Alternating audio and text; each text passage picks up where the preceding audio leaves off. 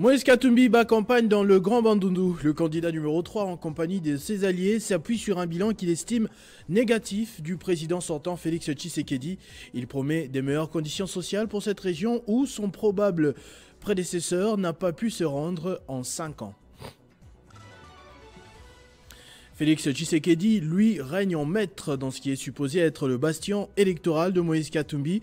Après son carton plein à Lubumbashi ce mardi, le président sortant a tenu un grand meeting à Likasi aujourd'hui, pendant que ses autres lieutenants, comme Jean-Pierre Bemba, attaquent durement son adversaire sur d'autres fronts. Sachez que les patrimoines culturels congolais ainsi que la biodiversité ont été mis en valeur lors d'une séance de prestations organisée par Texaf Bilembo, une structure qui promeut la culture dans le cadre du projet SOS Planète Congo. Mesdames et messieurs, bonsoir. Après la province de Mongala, le candidat président numéro 3, Moïse Katumbi, est arrivé à Kikwit dans le cadre de sa campagne électorale, malgré les accusations contre lui, le traitant de candidat de l'étranger par exemple, par ses adversaires politiques, l'ancien gouverneur du Katanga. Rassure la population de Kikwit qu'il est celui qui va apporter le changement une fois élu président de la République. Kikwit, capitale économique des Kwilu, a accueilli en ce jour le candidat président numéro 3, Moïse Katumbi Tshapwe, venu dans le cadre de sa campagne électorale. À la descente d'avion, c'est toute la ville qui est en effervescence. Villages des environs, collectivités et chefferies étaient mobilisés. Notables locaux, fonctionnaires, professionnels de santé et étudiants, tous étaient venus accueillir Moïse Katumbi Tshapwe. Les rues étaient noires de monde. Chemin faisant, Katumbi était congratulé par la masse enthousiasmée de le voir en personne. Depuis l'aéroport où il a effectué 7 km de marche, accompagné de la population kikwitoise, presque toute la population témoignait les bienfaits de Katumbi. Moïse Katumbi Tshapwe est adulé à Kikwit, selon certains habitants, grâce à ses actions sociales, notamment la construction d'un pavillon moderne, des soins intensifs à l'hôpital général de la ville où des milliers de vies humaines ont été sauvées grâce à la qualité du plateau technique installé dans cette unité médicale. Arrivé sous les lieux du meeting, devant la foule, Moïse Katumbi Tshapwe a indiqué être parfaitement au courant des différents problèmes sociaux de la région. Il dit « Je ne suis pas venu ici pour mentir ou vous charger des promesses, mais je suis venu vous demander vos voix, car j'ai une mission divine pour changer cette contrée. » Moïse Katumbi Tshapwe a réaffirmé sa détermination de tirer le pays du sous-développement et de la pauvreté. Pour y parvenir, dit-il, le candidat numéro 3 à l'élection présidentielle de décembre 2020 a conçu un projet particulier pour la ville de Kikwit, axé sur la construction des routes, des écoles, des hôpitaux et des stades. La lutte contre les érosions, les investissements dans l'économie en vue de créer des emplois et réduire le chômage. Si à Kikwit c'est l'effervescence, la ville de Kindu en ce moment vibre aussi au rythme de la campagne électorale pour le candidat numéro 130 à la députation provinciale Salomon Kalonda. Il dit, et en dépit de son arrestation injustement à la prison de Ndolo, où Salomon Kalonda continue de croupir et gravement malade, Moïse Katumbi Tshapwe continue son bonhomme de chemin pour la conquête du pouvoir le 20 décembre prochain. Félix Tshisekedi poursuit sa campagne électorale. Il est à l'étape de Likasi, dans la province du Haut-Katanga. Le candidat numéro 20 a, au cours d'un meeting, sollicité un deuxième mandat pour parachever ce qu'il a commencé en termes de réalisation. Il a également conscientisé la population de Likasi à dire non au tribalisme pour laisser place à l'unité. Le candidat numéro 20 à l'élection présidentielle du 20 décembre est sans doute à la conquête du Grand Katanga, fief reconnu de Moïse Katumbi. Ce mercredi à Likasi, une ville de la province du Haut-Katanga, Félix Tshisekedi a tenu un meeting au cours duquel il a martelé sur la continuité de ses grands projets avant de tirer à boulet rouge sur ses adversaires politiques.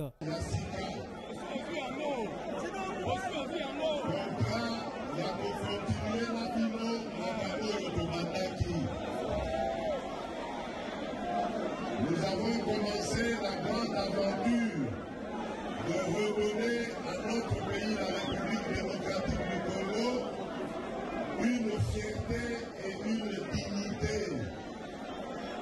Fierté et dignité, Oyo Naïma Kibizo depuis toutes ces années. La fierté et la dignité pour les jeunes d'avoir un travail, un emploi décent. Au sujet des réalisations, Félix Tshisekedi a principalement évoqué la gratuité de l'enseignement des bases, la gratuité de la maternité et les programmes des 145 territoires. Une fois réélu président de la République, Félix Tshisekedi attend toucher toute la population de l'Ikassi sans exception en ce qui concerne la gratuité de la maternité. S'agissant de l'enseignement, il promet de résoudre tous les problèmes qui empêchent l'effectivité en bonne et due forme de sa gratuité. Après l'étape d'Ibambi, dans la chefferie Balika Toriko, le gouverneur de province du Haut-Tuélé, Christophe Bassiané-Nanga, a poursuivi sa campagne électorale dans le Wamba profond. Hier, mardi, le candidat numéro 24 à la députation provinciale dans cette circonscription a été à Mambati pour donner son mot d'ordre. C'est une véritable démonstration de force que vient d'effectuer le candidat numéro 24 à la députation provinciale dans la circonscription électorale de Wamba ce mardi 5 décembre 2023 ici à Mambati, accompagné de la candidate numéro 16 à la députation nationale dans la même circonscription, le Geneviève Inagossi. Le gouverneur du Haut-Tuélé est accueilli par une foule compacte venue de 4 coins de cette agglomération qui n'a vu pour la première fois depuis plus de 50 ans le tout premier véhicule fouler son sol grâce au leadership de celui que l'on appelle le bulldozer. Il faut soutenir le gouverneur, tous les bénéficiaires, il y a Moussala, Asali, Nambula Mitano.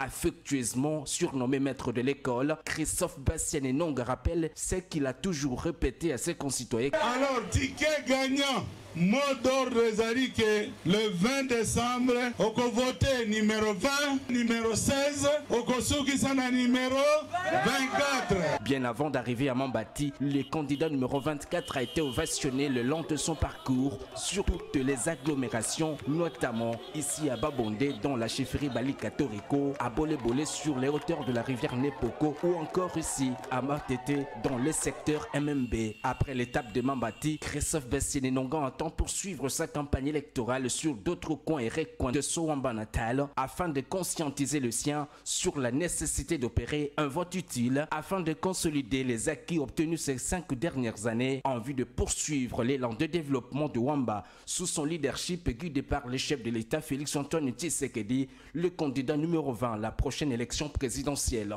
Pour le 20 décembre, les amis jouent à ma économie pour l'avenir Yambo Canabiso.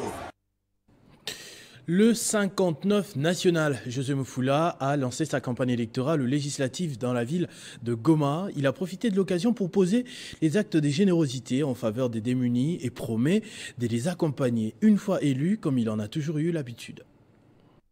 Intrépide et infatigable comme un véritable militaire, José Mufula, dénommé le National 59 dans la ville de Goma, a débuté sa journée dans une séance d'évaluation de l'association d'épargne et de crédit avec, en sigle, de la paroisse Saint-François Xavier de Ndosho. Palisade, gari moya ni ya valeur ya $65,000. Gari moya. Ini kasema hapana. Siwezi tembelea hii gari. Mimi na yo mateso nye batu bikwamo kwetu. Nijisikie tu niko mubaridi mukijasa na ile kifukutu yabo mugari hapana. Très ému de voir enfin le bon samaritain José Mufula qui leur avait octroyé ses fonds des microcrédits avec l'argent de sa palissade vendue il y a 2 ans en vue de leur autonomisation à travers l'entrepreneuriat. Ces mamans bénéficiaires n'ont pas manqué d'exprimer leur gratitude.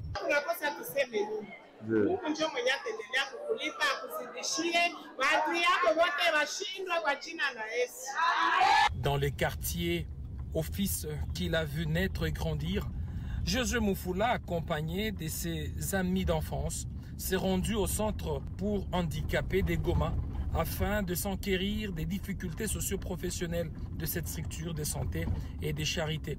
Au menu des échanges, les cogitations ont tourné autour de plusieurs projets d'entrepreneuriat et des formations en différents métiers. Le conseiller du chef de l'État, David Moukeba, poursuit sa croisade dans la commune de Bandalungwa. Il y a peu, il a parcouru plusieurs quartiers de cette municipalité pour une grande mobilisation afin de demander à la jeunesse d'aimer le Congo et de changer de mentalité. Cadre de l'UDPS, ingénieur en bâtiment et travaux publics, environnementaliste, disciple incontestable d'Étienne Tshisekedi et conseiller principal du président de la République en charge des infrastructures, David Moukeba Kalingai, le numéro 109 à la députation provinciale de la Funa, tient par tous les moyens à inverser la courbe des valeurs dans la commune de Bandalungwa. Son combat, depuis la nuit des temps, demeure l'amour du Congo, l'intérêt général de la RDC ainsi que la lutte contre les antivaleurs. C'est dans ces cadres que David Moukeba se bat bec et ongle afin que Bandalungwa, autrefois considérée comme une commune désévoluée mais qui a perdu plusieurs de ses valeurs, puisse à ce jour renaître de nouveau. C'est dans ces cadres que David Moukeba, le numéro 109, a organisé un carnaval de sensibilisation de la jeunesse de Bandalungwa pour insouffler cette dynamique du changement. Un message reçu 5 sur 5 par la jeunesse de cette municipalité qui a promis de faire de lui leur porte-parole en votant 100% pour l'héritier d'Étienne Tshisekedi et défenseur attitré de Félix Tshisekedi. L'environnement n'est pas social,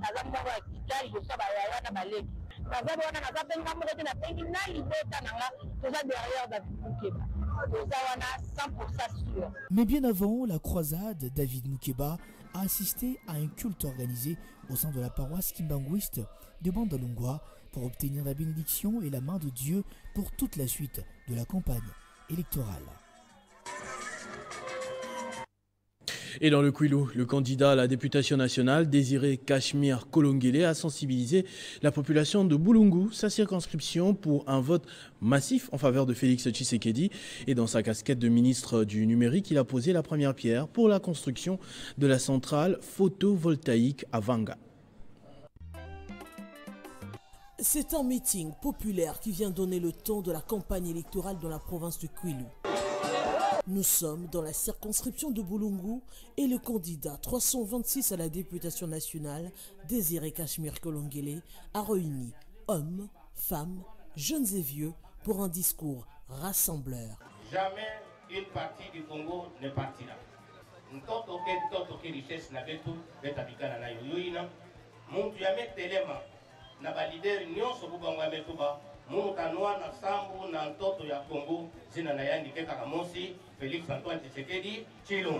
il appelle à la culture de la méritocratie.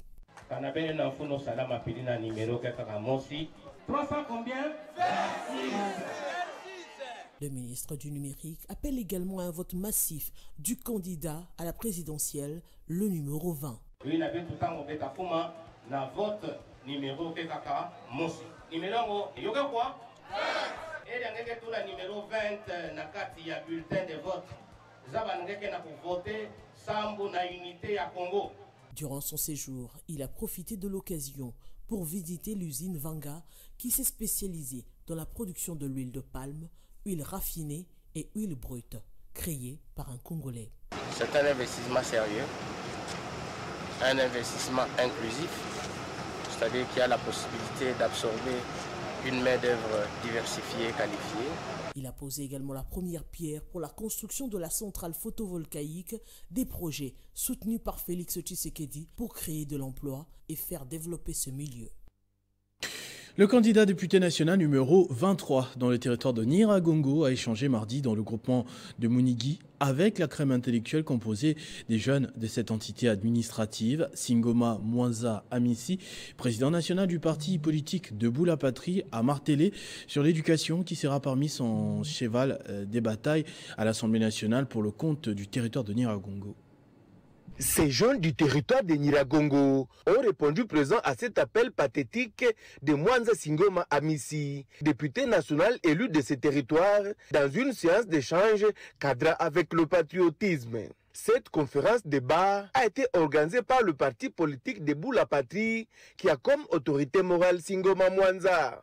Plusieurs questions ont été évoquées par les participants, dont la gratuité de l'enseignement. Une fois élu député national, ce parlementaire promet porter au plus haut niveau la question de l'éducation dans les territoires de Nyiragongo. Si vous n'éduquez pas les gens, vous ne les formez pas correctement, je ne vois pas comment est-ce qu'on pourra se développer et avoir un pays dans lequel les jeunes Congolais peuvent vraiment aspirer au bonheur. Donc j'ai pris l'engagement de continuer avec tous les collègues qui m'accompagnent dans Debout la Patrie pour ces choses électorales, et que nous allons porter cette cause de l'enseignement au plus haut niveau pour s'assurer que notre population demain est une population éduquée.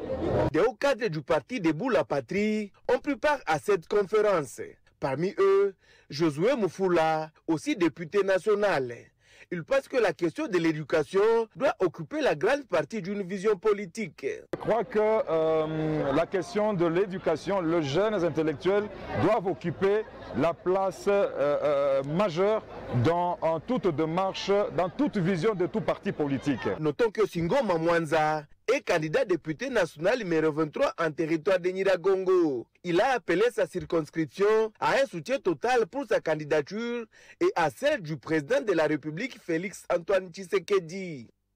À Kalemi, dans la province du Tanganyika, le gouverneur Julie Ngungwa Mwayuma poursuit avec des actions à impact visible en faveur de sa population. Elle a lancé ce mardi les travaux de construction de marché sur l'avenue Kankomba dans la commune du Lac. Plus de précisions dans ce reportage de sa cellule de communication. Tout est parti d'un accueil très chaleureux qu'elles ont réservé à Madame le gouverneur de la province du Tanganyika, Julie Ngungwa Mwayuma. Les femmes et autres vendeurs du marché Kankomba sont débordés de joie de voir la chef de l'exécutif provincial concrétiser sa promesse dans moins d'une semaine. Ce mardi 5 novembre 2023, Julie Ngungwa Mwayuma a officiellement lancé les travaux de construction du marché Kankomba. Ces travaux, qui sont mis en œuvre par la division provinciale des infrastructures et travaux publics sur fonds propres du gouvernement provincial du Tanganyika, prévoient la construction d'un marché qui sera équipé afin d'offrir un cadre idéal aux petits commerçants de cette contrée. À en croire l'autorité provinciale, les travaux de cette œuvre rentrent dans le cadre d'amélioration des conditions de travail des femmes dans le marché de la ville de Kalemi. Selon toujours elle, ce marché de Kankomba est le 4e dont les travaux de construction sont en exécution. Chef de l'État, Joana Nitouma. Chef de l'État, Missy Takoua. Chef de l'État, numéro...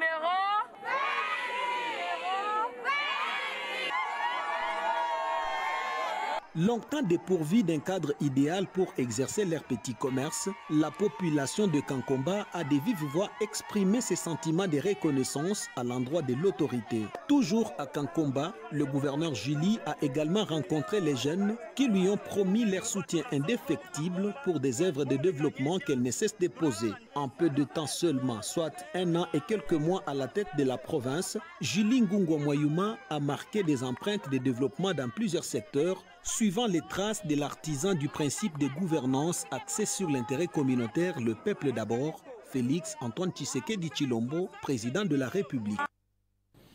Séminaire de renforcement des capacités des commissaires aux comptes des établissements publics à l'inspection générale des finances. Ces assises vont durer 3 jours pour permettre aux nouveaux contrôleurs d'être formés sur l'essentiel de leur travail. Après la nomination des commissaires aux comptes des établissements publics par le chef du gouvernement, Samalou Kondé, un séminaire de renforcement des capacités a été organisé.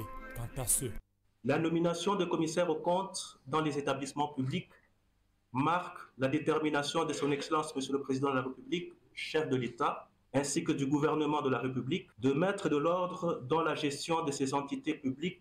Ce séminaire s'inscrit dans la vision du chef de l'État Félix Tshisekedi, celle de décourager les antivaleurs dans les établissements publics. L'inspection générale des finances, qui s'est fortement impliquée dans ces processus, dans le cadre de sa mission d'implémenter la bonne gouvernance publique, se réjouit de cet aboutissement. Pour les délégués du Premier ministre Samalou Kondé, ce séminaire permettra à ces commissaires aux comptes d'avoir un bagage nécessaire dans leur travail. Pour procéder à l'ouverture de ce séminaire de formation, de renforcement des capacités des commissaires aux comptes, pouvant les conduire à bien accomplir leur travail de contrôle dans les établissements publics où ils sont désignés. Et pour Jules Alingueté, c'est insatisfaisant de voir la réhabilitation de la fonction contrôle. Voilà pourquoi nous accueillons avec beaucoup de joie la nomination des commissaires aux comptes qui désormais vont être les premiers à défendre les entreprises publiques dans leur gestion. Ce séminaire de 3 jours sera sanctionné par la remise d'un brevet au commissaire aux comptes par le Premier ministre. Les magistrats et le personnel administratif du secrétariat permanent du Conseil supérieur de la magistrature sont à l'école de formation en informatique. Objectif, renforcer leurs capacités. Pour faciliter la gestion numérique des dossiers, cette formation se tient avec l'appui technique et financier de l'Union européenne à travers le programme d'appui à la réforme de la justice. Au secrétariat permanent du Conseil supérieur de la magistrature, l'heure est à la numérisation et à la modernisation de son fonctionnement. Pour y arriver, les connaissances en informatique sont indispensables. Cette formation vise à renforcer nos capacités dans le secteur numérique, afin qu'après cette formation, aucune tâche, aucun devoir de service.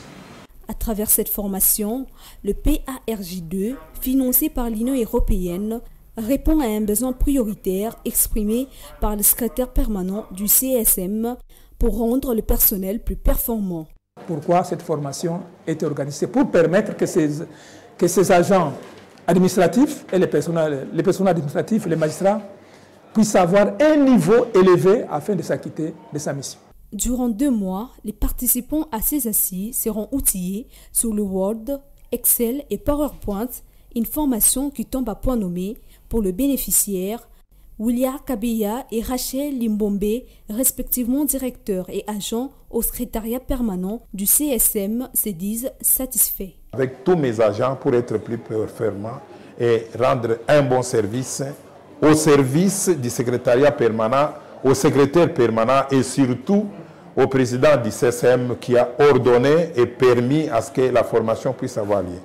En fait, je suis dans la joie d'y participer dans cette formation qui va m'aider à améliorer encore ma connaissance. Un total de 44 personnes prennent part à ces travaux. Plus de 100 projets de reboisement ont été financés par le Fonds forestier national en une année. C'est ce qu'a affirmé le directeur général du FFN à Dubaï lors d'une activité parallèle à la COP28. À en croire Honoré Moulumba Kalala, son institution a valablement contribué à la mise en œuvre du programme du chef de l'État d'1 milliard d'arbres à l'horizon 2030 avec plus de 300 000 hectares à reboiser. Naturellement, 2 ans après, les choses ont évolué parce que lorsque nous étions avec vous, il y a 2 ans, nous avions trouvé au Fonds forestier, par exemple, que les financements des projets étaient à 5 et 7.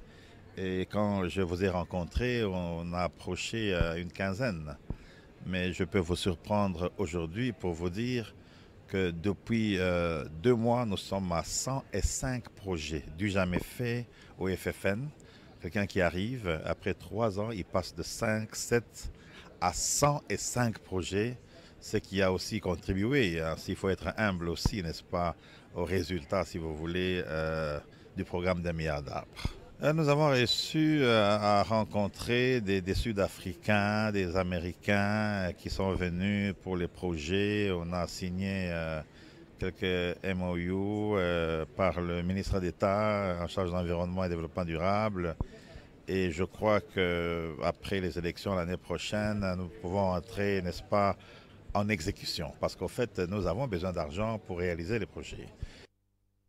Lancement officiel ce mercredi de la journée d'éveil, de sensibilisation et de mobilisation de la jeunesse sur les métiers pour la protection de l'environnement par le Fonds de promotion de l'éducation et de la formation en collaboration avec la Fondation Sephora et IMAE. C'était en présence du ministre de la Jeunesse et Initiation à la Nouvelle Citoyenneté. Après la remise de brevets de 5000 jeunes formés en numérique, l'auto-école, la transformation alimentaire et agrobusiness, le Fonds de promotion de l'éducation et de la formation en collaboration avec la Fondation Sephora et IMAE a lancé la journée de veille, de sensibilisation, de mobilisation de la jeunesse sur le métier et pour la protection de l'environnement qui sera accompagnée d'une formation sur la menuiserie, l'imprimerie, le digital et de l'environnement. Une cérémonie qui s'inscrit dans le cadre de la mise en œuvre de la volonté du chef de l'État pour répondre aux faiblesses structurelles de notre système éducatif en matière de la formation professionnelle, a indiqué le DG de FPEF. Tous nous travaillons en consortium et un protocole a été signé avec le FPEF pour financer cette première partie d'un projet d'accompagner 80 jeunes durant 3 à 6 mois. Et une fois que ce volet après les certifications, nous pourrons entamer une deuxième phase avec un autre groupe. Pour Yves Moukoulou, ministre de la Jeunesse et Initiation à la Nouvelle Citoyenneté, l'assainissement de notre environnement nécessite la sensibilisation et la mobilisation de jeunes. La question de l'environnement aujourd'hui, au moment où nous nous retrouvons dans cette salle, est en train d'être débattue à Dubaï, où des grands chefs d'État se sont réunis pour réfléchir et prendre des décisions sur l'avenir de notre planète. Signalons que ces projets seront opérationnels dans 4 provinces, à savoir Lubumbashi, Goma, Équateur et Kinshasa. À Lubumbashi, les agents et cadres de l'ECC de la direction provinciale du Katanga sont à l'école du savoir depuis le lundi 4 décembre et cette formation ira jusqu'au 7 de ce même mois. L'objectif est de faire comprendre à ces inspecteurs de conformité les exigences de ISO 17020 afin d'assurer une organisation efficace de l'Office congolais de contrôle. Qui doivent être en mesure de répondre aux attentes de la population. Comprendre les exigences ISO 17020, assurer une organisation efficace et fiable de l'ECC, acquérir les bases nécessaires pour que l'Office congolais de contrôle gère avec compétence et d'une façon cohérente et impartiale, puis garantir une qualification pratique nécessaire en fonction du service offert et comprendre le processus d'accréditation. Tels sont les objectifs poursuivis par cette formation qui se tient à Lubumbashi du 4 au 7 décembre 2023 à l'intention des agents et cadres de l'Office congolais de contrôle du Katanga. C'est Freddy Mojabonene, directeur provincial de cette structure étatique, qui a ouvert ses assises. Permettez-moi, au nom du directeur général de l'Office congolais de contrôle, de souhaiter la bienvenue à la délégation de l'IVAC. La formation se base sur la norme internationale précitée, tenez, ISO 17020, entendez par là Organisation internationale des normes du Bureau Verita, qui est une société de services proposant des prestations couvrant l'inspection, l'audit, les tests jusqu'à l'analyse. Cette norme a pour vocation d'aider les entreprises à aller vers une accréditation. Le directeur général de l'ECC, le docteur Étienne Chimanga, ne cesse donc de multiplier les efforts afin que le personnel de l'OCC soit sérieusement équipé des outils qui leur permettront de bien faire leur travail. On doit inspecter les produits en import comme en export suivant la norme internationale. Nos partenaires qui sont les opérateurs économiques. Avec assiduité, les inspecteurs de conformité suivent cette formation afin de répandre ces compétences à leurs collègues respectifs. Après la formation sur le partenariat public-privé dénommé DRC PPP Capacity Building 2023, les think tanks RDC Stratégie que dirige Bodom Matungulu organise des ateliers de 4 jours pour un renforcement de capacité sur le partenariat public-privé. Autour de cette table, les représentants de plusieurs structures, notamment le BTC, le FONER, la CGT, l'ONATRA, l'ANSER, LMC et la RVA, ainsi que plusieurs particuliers et entrepreneurs, se sont réunis en atelier de formation sur le partenariat public-privé. Ces travaux de 4 jours sont organisés par le think tank RDC Stratégie. Les ateliers, c'est une suite logique de la conférence de lancement de ce que nous appelons le DRC PPP Capacity Building 2023, qui est en fait une initiative du think tank RDC Stratégie pour renforcer en capacité dans la pratique des PPP. Les PPP, c'est vraiment un élément important dans surtout le financement aujourd'hui des infrastructures. Et nous avons, dans l'analyse que nous avons eu à faire, à déceler qu'il y avait un manque criant en termes d'experts. L'un des formateurs donne ici les grandes lignes de ces ateliers. Aujourd'hui, nous avons pu accompagner certains acteurs des administrations sectorielles dans l'assimilation effective de certaines notions. Le PPP paraît complexe, mais le PPP effectivement obéit à certaines règles et notions. Les participants se disent satisfaits de la formation. Dans les cas pratiques, nous avons compris qu'il y avait beaucoup à compléter par rapport à ce que nous avons reçu comme enseignement. Le think tank RDC Stratégie que dirige M. Bodom Matungulu est un incubateur de politique publique et de la prospective pour l'émergence de la RDC à l'horizon 2040. Les patrimoines culturels congolais ainsi que la biodiversité congolaise ont été mis en valeur lors d'une séance de prestations organisée par Texaf Bilembo, une structure qui promeut la culture dans le cadre du projet SOS Planète Congo. Devant des ambassadeurs accrédités en RDC, des élèves formés sur ces différentes thématiques ont exécuté des contes et poèmes. Vous allez voir dans ce reportage un véritable voyage à la découverte des valeurs congolaises. Tout se déroule à Texaf Bilembo devant des invités de marque, parmi lesquels des ambassadeurs accrédités en RDC. Les élèves exposent sur la faune et la flore, ainsi que la culture congolaise, dans le cadre du projet SOS Planète Congo. Le projet il vise vraiment à une appropriation du contenu, à une meilleure connaissance de son pays avec les aires protégées, les animaux emblématiques. Donc quand je connais mieux mon pays, je peux mieux le défendre. Voilà, je crois qu'on est vraiment sur le travail de l'argumentation. Je remarque aussi que les élèves parlent très bien.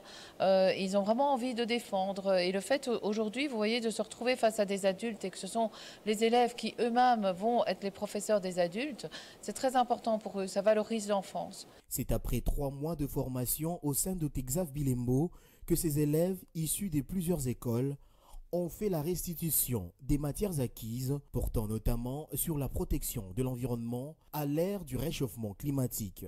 J'étais vraiment impressionné. Je pense qu'on a vu à la fois, premièrement, les enfants très fiers, vraiment avec beaucoup de connaissances. Les enfants, ils ont beaucoup étudié ces questions de l'écologie, les animaux, et l'importance de protéger l'environnement. Ce que j'apprécie personnellement beaucoup aussi, c'est qu'on fait référence à la culture, au passé, et puis aussi à des choses plus contemporaines maintenant. Et donc c'est vraiment ancré dans une histoire et pour rendre fier et pour montrer que c'est aussi au Congo qu'il y a les solutions pour avancer. Découverte du savoir-faire et du savoir-être des ancêtres exposés sur les marques Chokwe, Yaka et Pende. Tout était au rendez-vous. Je trouve que c'est un programme magnifique qui implique tous les élèves, y compris le professeur, mais il y a une ampleur par la société congolaise, c'est-à-dire que c'est l'avenir de ce beau pays, il faut le protéger. Cette année scolaire 2023-2024, le projet SOS Planète Congo 100% congolais est appuyé par le Fonds Nouvelle Génération en République démocratique du Congo. Ce journal est terminé, mesdames et messieurs, je vous en rappelle tout de suite les principaux titres. Moïse Katumbi campagne dans le Grand Bandundu, le candidat numéro 3, en compagnie de ses alliés, s'appuie sur un bilan qu'il estime négatif du président sortant Félix Tshisekedi. Il promet de meilleures conditions sociales pour cette région où son probable prédécesseur n'a pas pu se rendre en 5 ans. Félix Tshisekedi, lui, règne en maître dans ce qui est supposé être le bastion électoral de Moïse Katumbi. Après son carton plein à Lubumbashi ce mardi, le président sortant a tenu un grand meeting à Likasi aujourd'hui, pendant que ses autres lieutenants, comme Jean-Pierre Bemba, attaquent durement son adversaire sur d'autres fronts. En culture, sachez que le patrimoine culturel congolais ainsi que la biodiversité ont été mis en valeur lors d'une séance de prestations organisée par Texaf Bilembo, une structure qui promet ce secteur dans le cadre du projet SOS Planète Congo. À tous et à toutes, merci de votre attention soutenue. Restez fidèles au programme de votre chaîne Télé 50. Vivez heureux, vivez 100 ans, mesdames et messieurs.